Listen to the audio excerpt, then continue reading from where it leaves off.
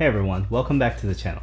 Today I'm starting a new series. It's called JonnyGPT by popular demand. I ran a small poll on LinkedIn to see what name I should make the series. It's essentially going to be somewhat of a Q&A. It's going to be more casual and laid back than some of my more like whiteboard style videos. I'm going to talk a little bit more just candidly as if I'm like talking to someone as a friend, and that's why it's called JonnyGPT. So today's topic is around AI. Surprise. But one thing I wanted to really think about and just talk about is what kind of jobs in the future will AI not replace? What high-end jobs will we still have?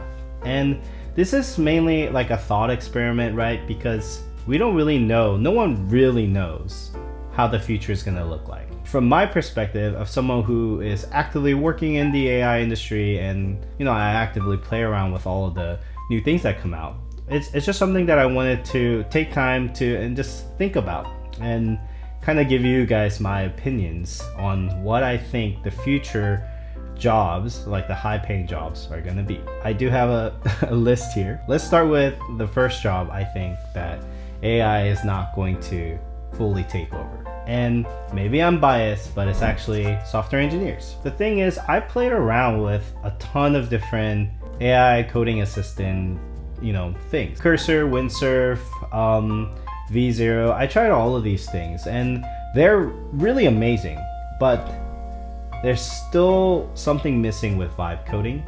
And there's a ton of jokes around how vibe coding creates so much technical debt. We're not there yet. And I don't think even in 5 years, I don't believe that all the software engineers are going to be replaced. I do believe that the way we build code, the way we ship code will change. There's so many optimizations that I see that can happen using AI tools.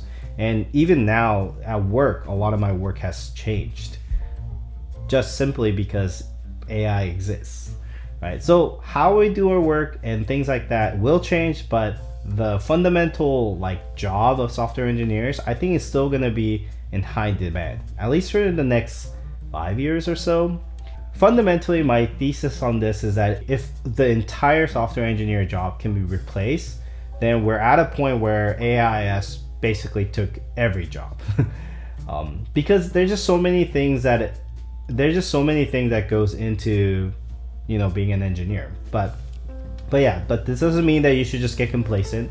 You should really think about how can you leverage AI to make you the next 10x engineer or whatever. So you really need to dig into it. So I do think software engineers or engineers that leverage AI and know how to debug code very deeply is still going to be around. The next job that I think is still pretty safe is, I believe it's going to be around the energy sectors. Like people who really understand how energy works and how to build these massive infrastructures to support all of these AI clusters. It's interesting that I bring it up, but I think that will be the trend for all high-paying jobs in the future. And AI is going to be kind of at the heart and center of all of this. And my high-level thesis on this is that I still think people undervalue how dramatic of a change AI is going to be in their lives. If you remember the Ghibli moment with OpenAI making these just Ghibli images, right? And that took kind of the internet by storm. Everyone I knew was making Ghibli images. But I remember during that time, OpenAI basically said that their GPUs were melting. They were running out of GPUs. The thing is, this is just images, but videos are right around the corner. Lip sync videos and videos are better than some of the movies that you might watch. All of those things will eventually come. And given how much content and all these things that people actively watch on a day-to-day, we're gonna need just so much compute to even just get close to where we want to go. I just don't think everyone really grasps how much we need additional compute. And honestly, a lot of companies have already stated that it's not really even the compute that's gonna be lacking, but the energy to power the compute. So companies like Google has restarted their nuclear energy programs and things like that. So I just think like the energy sector, sure, you can use AI to like make reports and like this and that, but you're still going to need a lot of like really smart people to be able to figure out how to scale and grow our energy needs. That's a thesis for the high paying future safe job number 2. Now the third job is still somewhat AI related, but it's actually in robotics. I think robotics, as dystopian as some of these like robotic like videos are, and some of these like, I think in China some robot just did a half marathon. The really crazy thing about robots, and how, as much as how goofy they look right now and how kind of useless they feel in some cases, is that it's like AI, right? It's as worse as is ever going to be right now. Every year it's going to get better and better. And with AI being so great at being able to provide, such a rich set of instructions to machines, it's just going to accelerate that growth. One of the common things that I always thought was a limitation for robots before AI being so like dominant, before like LLMs actually, was that like, how do you program a robot to do like this and that? Like, how can you like think of all of the edge cases and things, edge cases to program and get a robot to be, useful? The thing is with LLMs, and if you're able to fine tune an LLM for robots to, like, I guess a robot can be like you could build an MCP server to a robot or something. That would be an insane MCP server, but like the fundamental idea is there, right? Like the whole idea is that the LLM now being multimodal, being able to see, hear, and process all those things in like a one contextual multimodal model, it just like changes the game on what a robot can do, in my opinion. And that's why I think any hardware engineer or people in that like entire chain of robotics, I think programming robots is going to be another thing, which kind of ties into point number 1 about software engineers.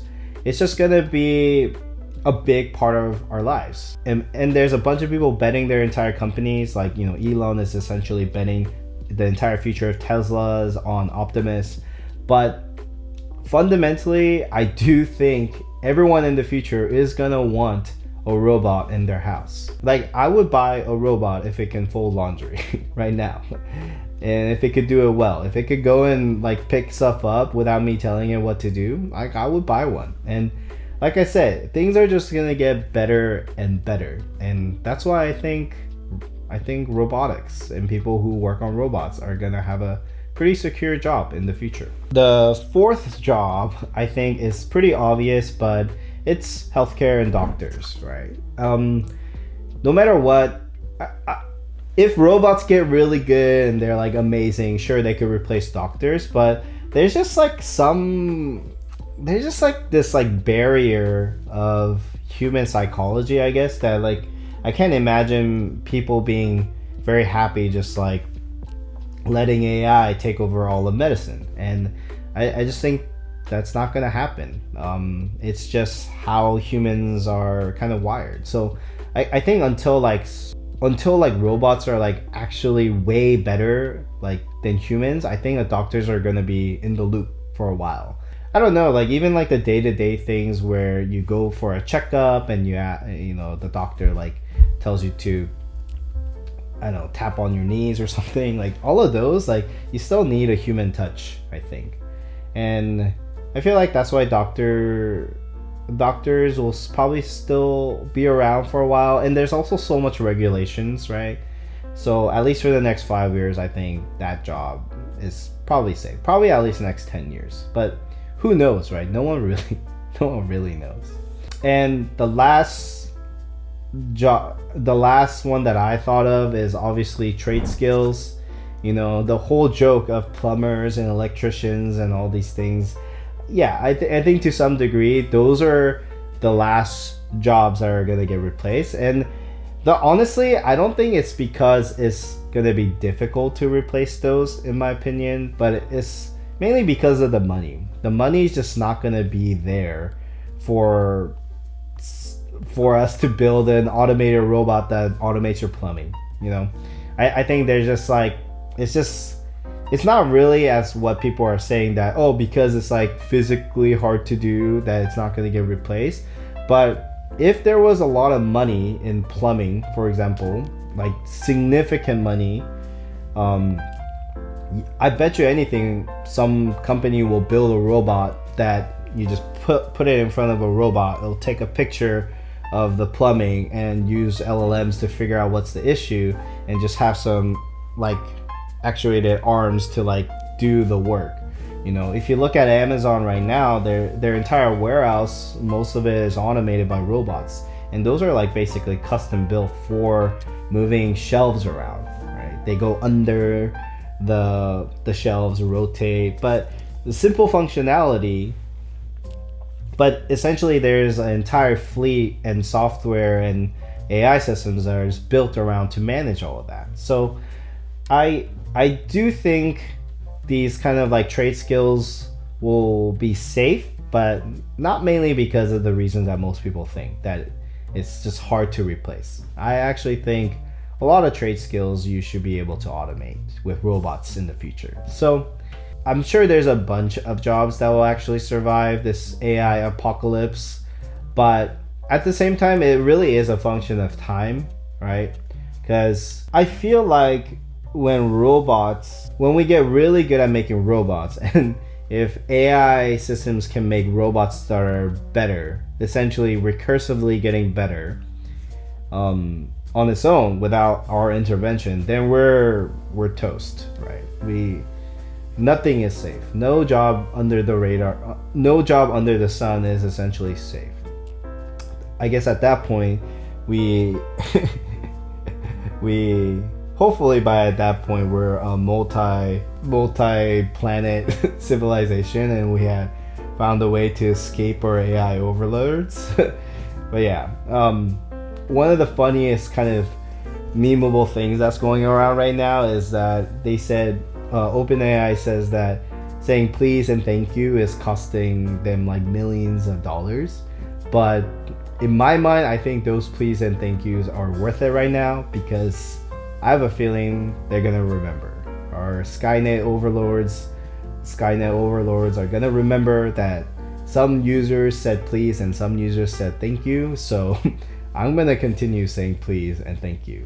But yeah, so I hope you guys enjoyed this kind of format of videos. I know it wasn't a question, it was more of a topic today, but mainly because I just wanted to kick this series off. So let me know in the comments below if you want to hear any specific question, or send me a LinkedIn message, or whatever the social media that I'm on that you guys are also on. But I hope you guys enjoyed this quick video, and until I see you guys next time,